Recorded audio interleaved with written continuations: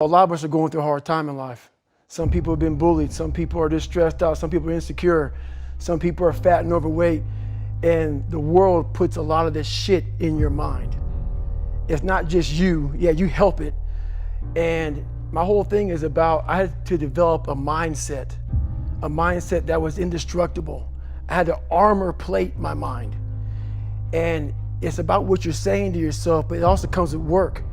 So whenever I was getting beat down, physically, mentally, spiritually, whatever I was going through, just saying, I would put, you can't hurt me. Can't hurt me just became a message, I would say to myself. And that's just kind of where it comes from. I believe that most human beings are only living at about 40% of their capability. So the mind has a governor, like a car. If you're driving a car and the car has a governor on it, the car may say 130 miles an hour, but the governor's set for 91. Once that governor sets in, you get to 91, that car starts doing this. The car wants to go. The car wants to go, but that fucking factory said, we're not going past 91. We have a factory, a nice governor in our brain, and it's a survival mechanism. It protects us from pain and suffering. The second we feel that shit, our mind says, oh no, this isn't fun. We should back off. We should sit down, find something more comfortable. And there's something about the mind. The mind has the tactical advantage over you at all times. At all times of your life, the mind has a tactical advantage over you. Why is that? It knows what you're afraid of. It knows your insecurities. It knows your deep, dark lies. And it starts to push you away from that shit. It pushes you in a direction that is comfortable. The mind controls everything.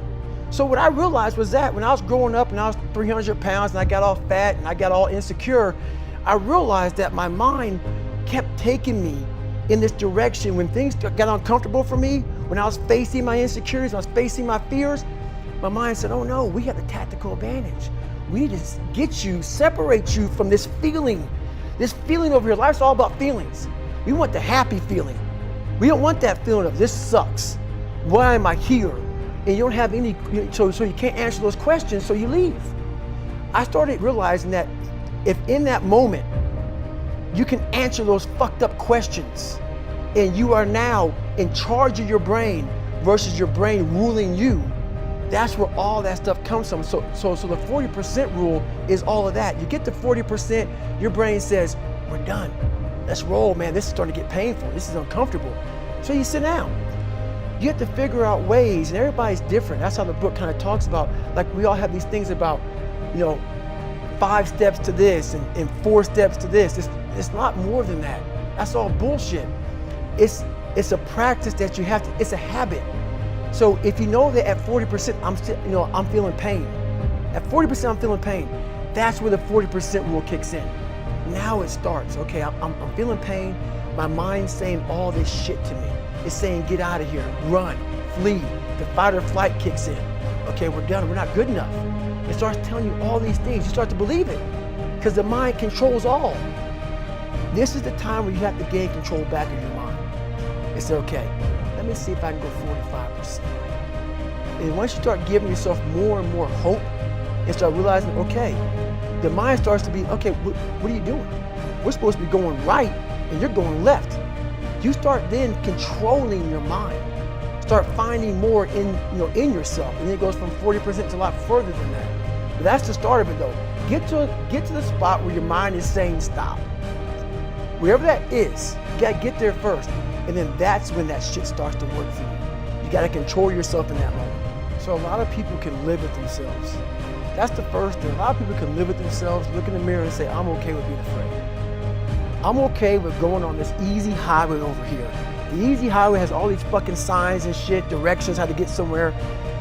And you have to first be uncomfortable with how you feel about yourself. With that voice that a lot of us like to run away from, we all have it. We all have that voice that's saying, hey man, you're kind of wimping out right now. You're kind of being a little punk right now. But a lot of us say, okay, that's okay. It's okay to tell these little white lies to ourselves. So we first have to face the real you.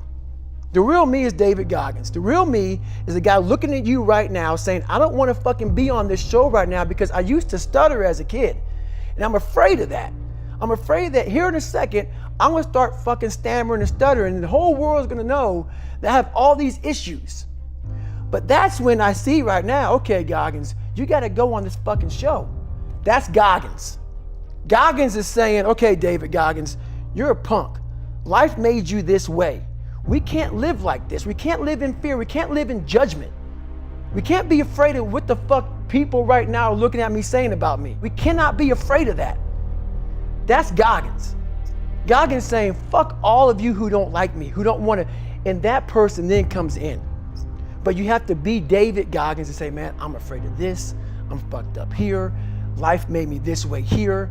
I stutter. I have these issues with reading and writing, and I'm fat and I'm insecure. You have to face that in that dark room. In that dark room is who you are. But in that dark room is where you have to create another human being that walks out of that dark room to face who you are. That's the only way you're gonna get over all those things. You have to create someone else. Not like you have two different personalities, it is you. But you have to find strength. And that visualization of almost me cracking out Goggins, like almost like that Superman cape, like I'm coming out a different person, a person that doesn't give a fuck about anything, who doesn't care about being judged, who knows I'm weak, who knows I'm afraid, who says, whatever you think about me, take it, whatever, I'm here. That's Goggins. In the dark room, you face yourself, you realize you want to be better, you realize you don't want to be this weak, insecure person in the world who has all these problems that we all have. We all have. Social media is a great platform to tell you who we want to be, not who we are. So that's where that dark room is. And I fell back a lot. I fell back in this fucking hole of life. The second you think that you've overcome it, you climbed Everest, you're on that last hold, and life will say, not today, motherfucker. And it'll push you down. And my junior year in high school, I missed a whole bunch of school, was lying to my mom, had like a 1 point something GPA. I was just jacked up. I mean, I was in one of the worst spots in my life. And my mom was going through a lot of shit too. And she didn't have time to sit back and baby me. And it was me against me. My pants were down to my knees. I was not, whatever was going on, I was in bad shape. So I went to the bathroom and I had this weird haircut because I wanted attention. I was an attention getter. I went to an all-white school pretty much. Some of the kids liked me, a lot of them didn't like me, whatever. Didn't fucking matter. I was looking for something. So I would dress differently, crazy haircuts, and I went to the mirror and the reflection in it revealed a lot of bad things. A lot of things that I was hiding behind the saggy pants. And I'm looking at myself in the mirror going like, God, dog, dude, you are something else, man. Like you have created a character. I want to be the cool guy table, and whatever I could do to get attention, I did. And it wasn't me. It wasn't who I was inside, but I was scared for anybody to know who I was inside. So in that accountability mirror, I call it, I got real with myself. And I said, you have a third grade reading level, which is hard to admit when you're a junior in high school that you copied on every single thing you did because of fear they're gonna put me in a special school. We all know what special means. I'm gonna have a title on myself the rest of my life. And being cool, you don't have a title on yourself. So I started cheating. I was dumb. And people say, oh, you know, you have learning disability. I had a learning disability, but I realized I was lazy. So I called myself out there. I called myself out every which way possible. I didn't call myself out, I was just honest. I was honest. Look at yourself, man. Look at yourself. And it was that day, in a couple of days after that, I just got real with myself. And every day I came home, I called the accountability mirror. What am I gonna do today to change what I see in this mirror? What am I gonna do today? And a lot of it was, I stopped sitting with the cool guys. I actually tucked my shirt in and went to school looking like, hey man, this is how I'm gonna look. If you don't like it, so be it. I had to really wear this layer of skin. I had to develop a really callous skin on me to take whatever you're gonna call me, you're gonna call me. Whatever I'm gonna be, you know, I wasn't a geek, but whoever I am, you're gonna see me. You're gonna see me for who I am, because I need to change who I'm not. And that accountability mirror just became raw. And when I became fat over the years, because I fell back in the hole, I called myself fat, because I was fat. And people don't want to do that. they want to say, oh, don't call yourself fat. Don't call yourself dumb. If you're not real and raw with who the fuck you are, nothing's gonna change. And in this nice new world that we live in, we want to hear, you're just a little big. No, man, you might be fat. And it's okay to hear that from yourself and from everybody else. So that's where it started at. And it's raw. It gets ugly sometimes with me in that mirror, but I'm also proud of myself to be able to tell myself that and then fix what's in that mirror. So the first thing about it is, once you realize it, and you have to realize it, you gotta call yourself out. Addressing it is very small. It doesn't go from like one morning I'm this way, next morning I wake up and presto, 5 steps to greatness. No, it ain't that, brother. You read my book, this is hard work. It's every day, like right now. I had to be honest with you, man. I'm even shaking right now being on this show. I'm a big time introvert. How you address it is you face it. You face it every day. You face it every single day of your life, where you say, okay, like if you're fat, you need to lose weight. It's patience. It's patience in this fact of accepting who you are right now. I'm fat, I don't like myself. Accepting the fact that if you lose 3 or 4 pounds, that's a huge accomplishment. You have to live in your own fucking world. You cannot judge yourself. That's why social media and all these things are horrible.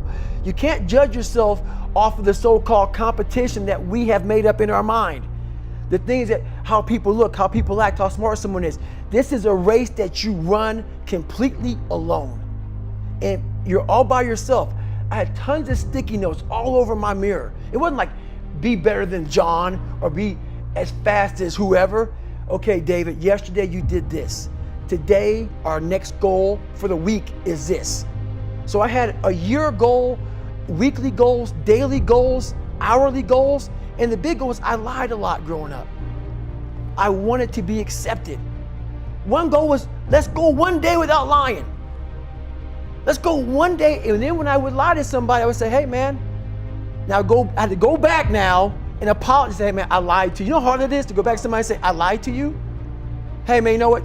Back there, I lied to you, dude. I was really jacked up. So I figured out these ways of total accountability. Like right now, I had to run this morning before I talked to you, because why? That's what I'm about. I'm about mind, body, fitness. A lot of folks talk so much shit about, hey, I'm gonna change your life. I'm gonna do this, I'm gonna do that. Are you accountable for what you're doing? Are you accountable? And I mean to the T for what you're saying. I am. And that's where it started. It started with that total accountability of, let's not lie today. Let's tell people the truth about who you are. And when you can get on and tell someone, like I'm doing right now, exactly how fucked up you are, that's the goal in life.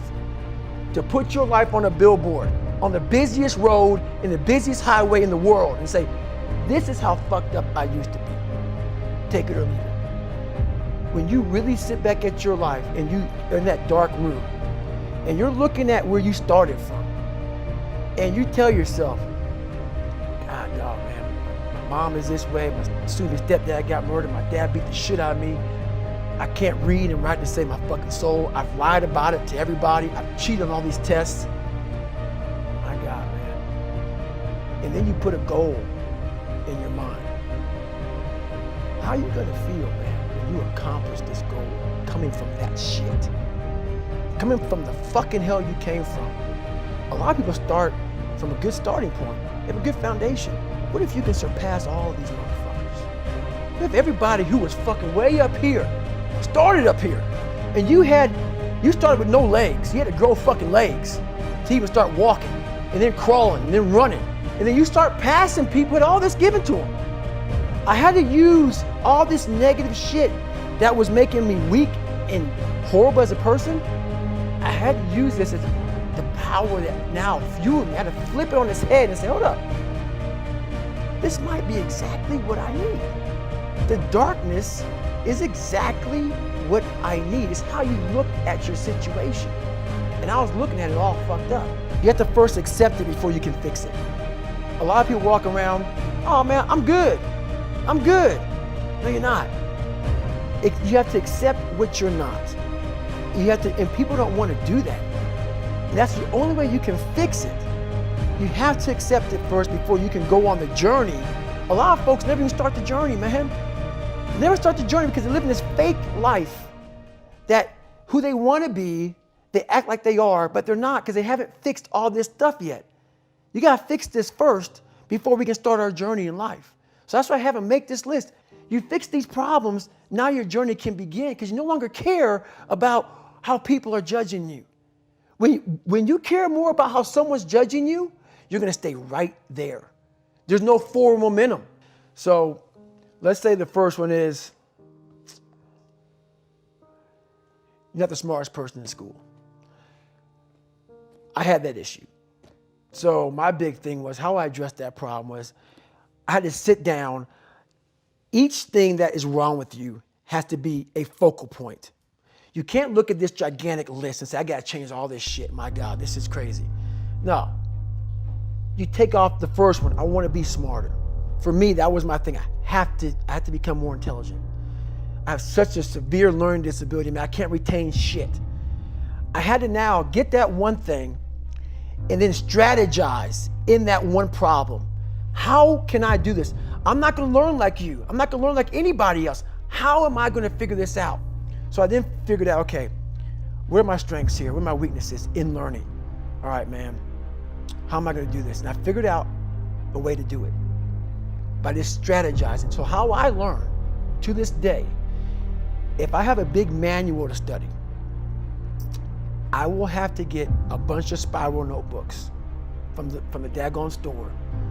And each page, I have to write each page out, maybe 10 times.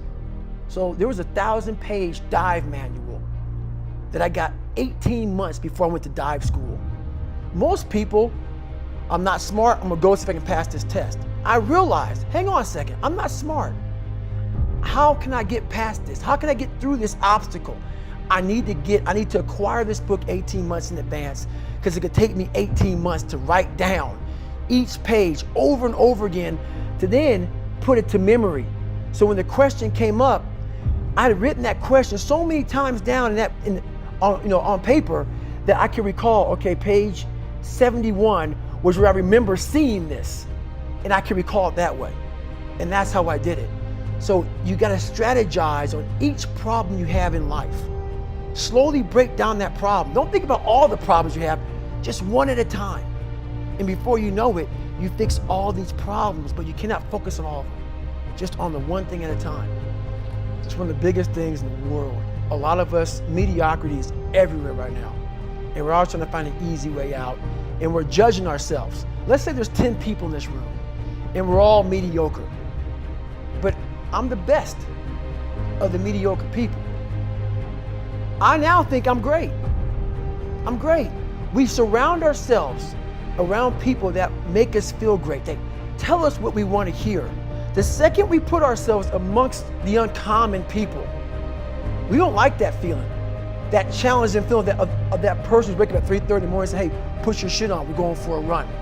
We don't like that challenge. We like that person who says, hey, you know, man, I don't feel good today, man. And they say, oh, it's okay, brother. Take a day off, man, we'll get a pizza and shit, watch the game. We like that.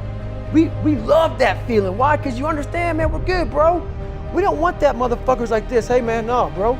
Get your fucking shit on, man. Stop being a punk. We don't want that in our lives. We don't want that person who's constantly challenging our weaknesses. We want that person who's constantly, making us feel nice and good and secure in ours. That's the mediocrity of life. We want to be the best amongst the average people. People wonder, how do you stay hungry all the time? Because after I accomplish something, I don't sit back like a lot of guys who graduate buds, graduate this, graduate that. They get comfortable. They wonder why I'm getting weak, man. I don't know, I lost my edge. What's going on? Because once you hit the top of the fucking mountain, guess what happened? I'm good. I'm good, so you wonder why you're falling down now. Because once you reach the top of the mountain, you gotta build a fucking another one. That's mediocrity. There's a lot of people in mediocrity who have a nice resume, but they're one-timers, man. They hit a one-time deal, they busted it open, got a lot of money, but they're good. You're mediocre now, man. What are you fucking doing today, tomorrow, the next fucking day? That's why I don't listen to theorists. I don't listen to all that bullshit. I listen to a motherfucker who's like this, man. What's wrong, man? I'm fucking tired, dude. Why are you tired? Because tomorrow, I gotta do the fucking shit again, man. Whatever the shit is that made me fucking nauseous and sick to my stomach, it made me hurt. There's no ending. And that's the person I listen to. That's the person who's gained knowledge. You gain knowledge through suffering.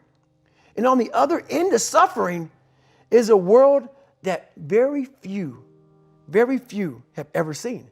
It's a beautiful world because that's where you find yourself. You don't find yourself in over here. You find yourself on the other end. Like the 100-mile race I was on, I ran it for 24 hours. I found myself on the other end of that fucking race. That 19 hours, I found, wow, there's a whole nother fucking world out here that I've never even saw. But the world is in your mind. And that's what all that mediocrity is about. Mediocrity is contagious.